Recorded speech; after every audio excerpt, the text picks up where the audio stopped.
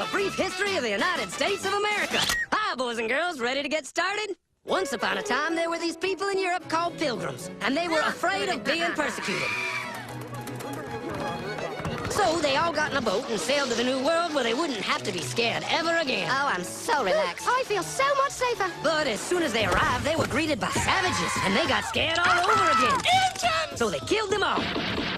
Now, you'd think wiping out a race of people would calm them down, but no. Instead, they started getting frightened of each other. Witch! So they burned witches.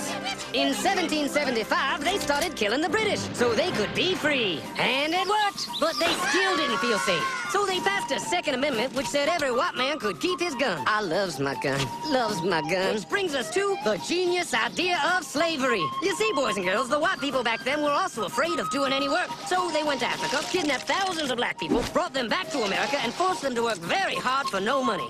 And I don't mean no money like I work at Walmart and make no money. I mean $0. Nothing. Not a zip. Doing it that way made the USA the richest country in the world.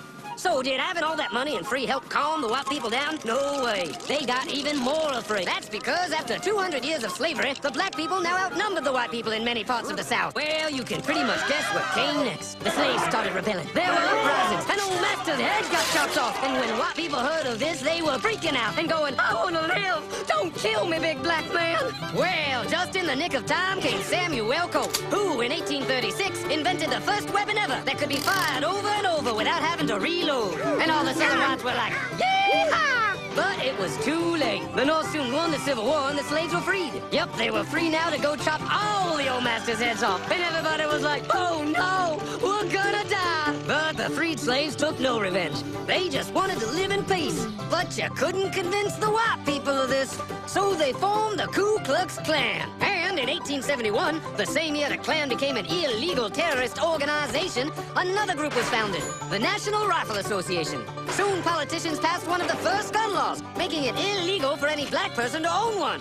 It was a great year for America, the KKK and the NRA. Of course, they had nothing to do with each other, and this was just a coincidence. One group legally promoted responsible gun ownership, and the other group shot and lynched black people. And that's the way it was all the way to 1955, when a black woman broke the law by refusing to move to the back of the bus. White people just couldn't believe it. Huh? Why won't she move? What's going on? Man, all hell broke loose. Black people everywhere started demanding their rights, and white people had a major freaky field meltdown. And they were all like, run away! Run away! And they did. They all ran fleeing to the suburbs where it was all white and safe and clean. And they went out and bought 250 million guns and put locks on the doors, alarms in the houses, and gates around the neighborhoods. And finally, they were all safe and secure and snug as a bug.